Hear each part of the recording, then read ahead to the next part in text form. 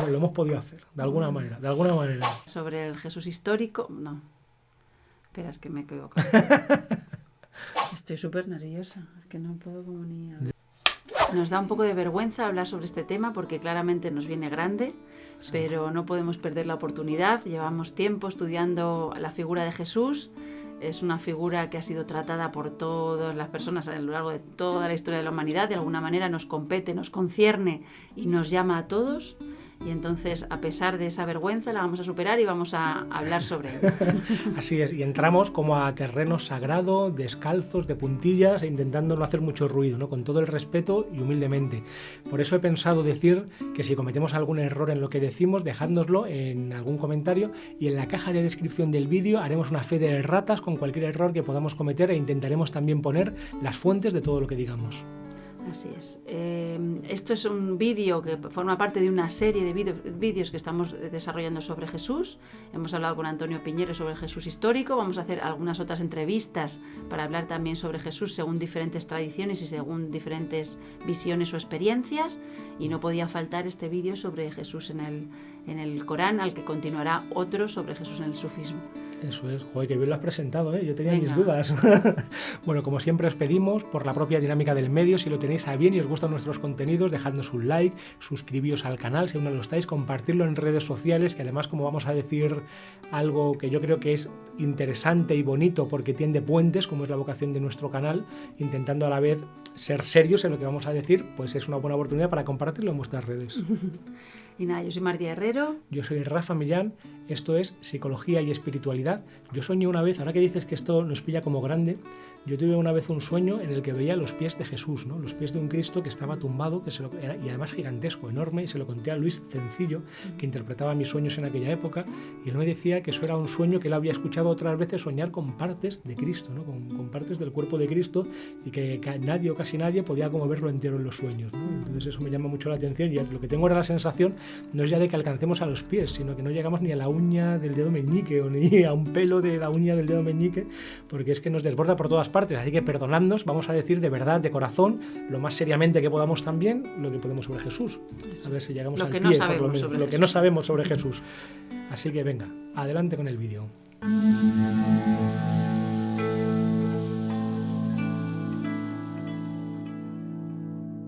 Ahora hablaremos de María, la madre de Jesús, porque el Corán tiene como esta cortesía, este adab, lo podríamos llamar en árabe, de hablar de él como Jesús ibn Maryam, no Jesús, hijo de María.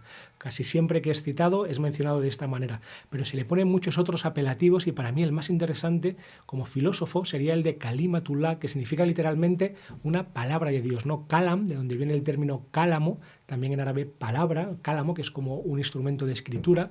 Entonces se podría traducir sin faltar a la seriedad y a la verdad como algo parecido al verbo divino o al logos divino. Entonces ya simplemente ahí tenemos como un lugar de encuentro alucinante entre cristianos y musulmanes. De todas maneras, ya una especie de contexto sobre el vídeo, me cuesta un poco hablar del Islam como una religión o como una tradición cerrada, cuando más bien lo entiendo como una actitud ante la vida. Y como dice Abdenur Prado, Islam o musulmán, muslim, es más bien un verbo que un sustantivo, no es una religión sino una actitud. Así que vamos a intentar tener esta actitud y vamos a empezar hablando de María. Te cedo a ti este privilegio, empezar hablando de María. Bueno, es muy interesante porque María tiene un protagonismo fundamental en el Corán, de hecho se le dedica todo un capítulo. Surah Maryam. La Surah Maryam, el capítulo de Maryam, y está dedicado pues a ella, ¿no? Según este capítulo, ella es virgen, igual que para el Evangelio. Ella concibe a Jesús a través del Ruj, o el Espíritu de Dios, insuflado en su vientre. Y eso sí, pare es un poco, esto es un poco diferente, pare debajo de una palmera. Uh-huh. Y después de dolores de parto, ¿no? Esta es muy interesante también porque el hecho de que tenga dolores de parto implica que el hecho de que todo nacimiento conlleva un dolor previo, ¿no? O una crisis previa, y esto como pues le da una dimensión humana a María que es muy hermosa, ¿no? Ella se aparta también para parir y de una manera un poco milagrosa aparece o tiene cerca como un riachuelo del que puede beber y le caen los dátiles o comida de la que se puede alimentar durante el parto para ponérselo más fácil. Así es. Y hay un paralelo entre María y María y el profeta Muhammad, porque mientras María tiene el vientre vacío, digamos, está pura, es virgen, ¿no? Entonces, que lleva esa connotación de pureza, el profeta se dice que es iletrado, es decir, que no puede leer, ¿no? Entonces, es el vacío, ¿no? O la virginidad de María, esa pureza es lo que permite que el ruj o el Espíritu de Dios penetre en ella, ¿no? Y del mismo modo la calidad o la cualidad del letrado del profeta hace que sea posible que se le dé la revelación, ¿no? Sí, de esto habla mucho Raymond Paniker y lo llama una equivalencia homeomórfica, porque no podemos comparar a pelo un elemento con otro de las tradiciones o de las religiones, como tal vez en demasiadas ocasiones se ha hecho, especialmente porque esta disciplina de las religiones comparadas o de las ciencias de las religiones aparece en Occidente e inevitablemente pues con un contexto cultural y un imaginario concreto, y entonces tendemos a poner la estructura del cristianismo católico más bien del siglo XIX y XX como si fuera universal. Por esto muchas veces a los musulmanes se les ha llamado, por ejemplo, maometanos, ¿no? Con este nombre tan feo, cuando es todo lo contrario, porque más bien el profeta lo que viene a señalar es que no hay que idolatrar a ningún ser humano, sino solamente a la divinidad. Por eso prefieren llamarse musulmanes, entregados, armonizados, rendidos a la divinidad o sometidos a la divinidad y no maometanos. Y por eso mismo, como dice ella, el centro sería más bien la revelación coránica. Hay varias tradiciones en esta equivalencia homeomórfica que dice que el profeta es ummi, que significa literalmente que viene como de su madre, ¿no? Que está como en estado de pureza primordial. Es madre en árabe y es ummi porque no tiene como este pecado original y por esto lo relaciona, como tú bien decías, con la Virgen, ¿no? Son dos recipientes puros para recibir. Casi podríamos decir que lo mismo, la palabra divina, esta palabra divina que es Jesús, por un lado, en el vientre de María, y el Corán, que es también logos, palabra divina para el musulmán. Y entonces la equivalencia sería muy alucinante entre Jesús y el Corán, ¿no? Es lo que ocuparía, digamos, homeomórficamente, como dice Raymond Paniker, el mismo lugar. Uh-huh. Y hay algunos momentos y acontecimientos en la vida del profeta que hablan del momento en que él queda sin mácula. Hay al menos dos versiones, en una de ellas se le abre el pecho por unos ángeles que le quitan una mancha negra cuando es un niño, y en otra le sacan directamente el corazón y lo lavan o con agua de Zamzam, que es un agua pura de la Meca, o con nieve, y le vuelven a meter el corazón en un acto absolutamente chamánico para dejarle como limpio y puro para recibir esa palabra divina que es el Corán, como María recibirá la palabra que es Jesús. Y Jesús desde muy pequeño habla, esto es una como de sus cualidades especiales, de hecho en el capítulo 19, 23-34 dice: soy el siervo de Dios, Él me ha dado el libro y ha hecho de mí un profeta, me ha bendecido donde quiera que me encuentre y me ha ordenado la oración y la limosna mientras viva, y que sea piadoso con mi madre, no me ha hecho violento, desgraciado, la paz sobre mí el día en que nací, el día que muera y el día que sea resucitado a la vida. Qué bonito. Y también hay un versículo que tienes por allá apuntado en el que se habla de María que parece sacado directamente del Ave María. ¿Te acuerdas? Que dice que ella es escogida entre todas las mujeres de los mundos. María, Dios te ha escogido y purificado, te ha escogido entre todas las mujeres del universo. Corán 3, 42-43. También se dice en el Corán, bueno, María lo tiene apuntado, yo cito más de memoria, me puedo equivocar, pero también se dice en el Corán de ambos, tanto de Jesús como de María, que son ayat al-alamin, o sea, que son signos de los mundos. Y este término ayat en árabe sería signo, pero tiene algo también como de milagro o de maravilla, ¿no? Son dos milagros, dos pruebas de la divinidad, ¿no? Dos pruebas vivientes en este mundo de la divinidad. Y también se aplica un término que se aplica al profeta, que es el de rahmatan lil alamin, una misericordia y una bendición para los mundos. Así es. Se lo vincula también con el profeta Adán, porque del mismo modo Dios dice sé y es, ¿no? Kun fayakun. Corán 3:59, el kun fayakun, y esto lo vincula al profeta Adán, y hay muchos que han utilizado esta idea para hablarlo, como hablaremos en otro vídeo, de Jesús en el sufismo, de Jesús como sello de la santidad. Sí, el Hatam al-Qudusiyya, sello de la santidad. Veis que estamos un poco con miedo, pero vamos bien. Más cosas que se dicen de Jesús, donde encontraríamos también puntos de apoyo entre las diferentes tradiciones, es que es el Mesías, ¿no? Al-Masíah, aunque normalmente en árabe se interpreta esta palabra de una manera no tan fuerte o tan intensa, o no con un contenido salvífico tan brutal como lo puede tener en el judaísmo o en el cristianismo. Pero esto ya son interpretaciones posteriores. En el Corán sí que se le llama Mesías. También se dice que es Ruhullah, ¿no? Como ha dicho ella. De hecho, yo he escuchado decir la shahada, porque hay un hadith que habla de esto, que cuando uno hace la shahada, es decir, cuando uno reconoce la unicidad divina y la profecía de Muhammad, que incluye la de todos los demás profetas, la ilaha illallah, Muhammad Rasulullah, a veces se añade el profeta anterior o el profeta previo, ¿no? Entonces, si es un judío puede decir Musa Rasulullah, Moisés, también enviado de Dios, y si es cristiano, yo a veces he escuchado decir, sin Isa, nuestro Señor Jesús, Isa, rújula, el Espíritu de Dios, ¿no? Que está insuflado directamente en el vientre, y casi podríamos traducir rújula, y se ha hecho a veces como Espíritu Santo. O sea, hay un montón de cosas en las que nos encontramos. También hay algunas pequeñas diferencias. ¿Las digo yo o las dices tú? Dilas tú si quieres. Hay algunas diferencias. Por ejemplo, el Corán es muy claro en el que Dios no tiene hijos en un sentido al menos biológico claramente, como por ejemplo, yo que sé, Zeus puede tener hijos. Sin embargo, sí que he leído por ahí alguna fatua que en un sentido metafórico sí que podríamos decir que toda la creación es hija de Dios, viene de Dios o sale de Dios o algo así, ¿no? Y todos somos hijos de Dios en algún sentido metafórico. Por supuesto que sí, eso no sería extraño al Islam, pero no como un hijo biológico que está insuflado de alguna manera en el vientre. Allá hay como una bola teológica, ¿no? Difícil de aclarar. Y también dice que no son tres dioses, ¿no? Que algunos cristianos pueden pensar que hay tres dioses, pero bueno, yo creo que esto era a lo mejor para un cristianismo de la época, en el siglo I, tal vez de tradición más siriaca o nestoriana, no está muy claro, pero realmente cualquier cristiano entiende la Trinidad como tres aspectos de una misma unidad, ¿no? Como podemos entender los 99 nombres divinos, no como 99 dioses en el Islam, sino como 99 aspectos que son infinitos de la divinidad, ¿no? Así que yo creo que incluso en nuestro afán de tender puentes, hasta esta contradicción la podríamos salvar. También se habla y se insiste en el Corán en que hay una continuidad entre los profetas, es decir, que se le ha entregado a Jesús lo mismo que se le entregó en su momento a Moisés, lo mismo que se le entregó en su momento a Abraham, ¿no? Hay una continuidad de los profetas, es decir, hay una unidad en la profecía, y entonces, de hecho, se le pide que no, es que tengo por aquí el ya lo voy a buscar, dice... Dios ha prescrito lo que ya había ordenado a Noé, lo que nosotros te hemos revelado y lo que ya habíamos ordenado a Abraham, a Moisés y a Jesús, que rindáis culto y que esto no os sirva de motivo de división. Corán 42:13. Es decir, esta búsqueda de una unificación o de una unidad de la revelación profética, ¿no? Pero hay muchas más cosas que dice el Corán sobre los cristianos, como que, por ejemplo, que siguen también un camino recto, y también hay un momento en que dice, dile a judíos y cristianos que siguen la Torá y el Injil, la Torá y el Evangelio, que aquello que seguís vosotros, nosotros también lo seguimos. Y también dice en alguna ocasión que los cristianos pueden ser los mejores amigos para los musulmanes. Y todos ellos, no cristianos, judíos y musulmanes, serían Ahl al-Kitab, la gente del libro, ¿no? La gente que tiene una revelación que ha cuajado en un libro, ¿no? La Torá, los Salmos de David, el Evangelio y el Corán. Y dice que los evangelios tienen dirección y luz, que es hermoso, ¿no? Dirección y luz, estas dos cosas. Dirección que tiene que ver con el camino, ¿no? Con un progreso en la vía espiritual, y la luz, que sería la luz profética. Y también se dice que Jesús va a ser un medio para conocer la hora, ¿vale?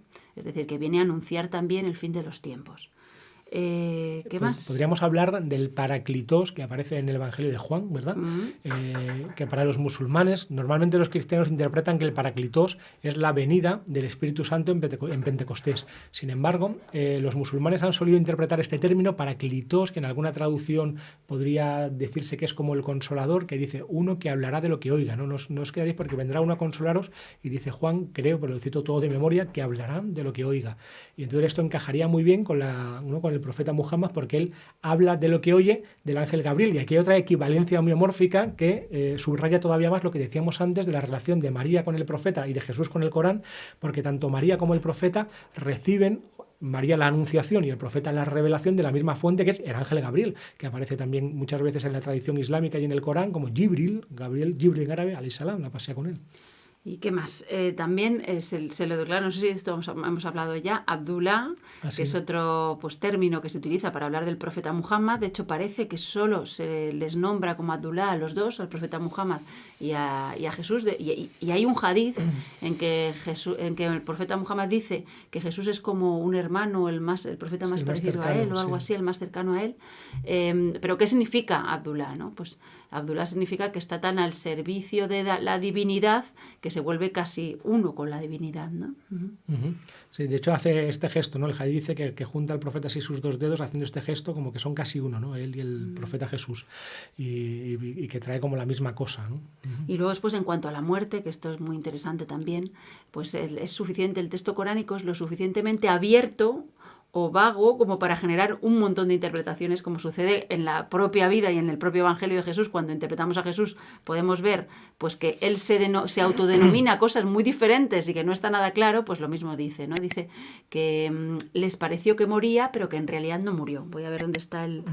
Esto normalmente se ha interpretado en la tradición, o una de las interpretaciones más habituales es como la idea de ver a un profeta crucificado. Es algo un poco chirriante para una mentalidad musulmana, o al menos tal cual ahora se entiende. En ocasiones se ha interpretado, una de las interpretaciones clásicas, que no sé muy bien de dónde sale la verdad, pero es la más habitual hoy en día, es que fue cambiado de alguna manera milagrosa, se cambió en la cruz a Jesús por Judas, y el que fue crucificado, como pagando su precio, fue Judas, aunque tuviera el aspecto de Jesús, ¿no? Y así Jesús no murió en la cruz. Pero ha habido muchas otras interpretaciones de este versículo, incluso ha habido algunos intérpretes tradicionales, yo he leído por ahí, aunque no sé si ahora sabría encontrarlo, que interpretan que no murió en un sentido muy parecido al cristiano, ¿no? Claro, es decir, es lo suficientemente abierta la interpretación como para que podamos reconocer en el cristianismo perfectamente un eco de esto, ¿no? De que no, en realidad para el cristianismo tampoco muere Jesús, ¿no? Bueno, sí, también se insiste, se menciona algunos de los milagros que él hace, entre ellos el de que sopla sobre pájaros de barro y consigue darles vida, ¿no? Con esta prueba de que tiene el Espíritu de Dios capaz de generar vida, ¿no? Y esto está en un apócrifo, el de Pseudo Tomás, me parece. Tomás o Pseudo Felipe. El Pseudo Tomás.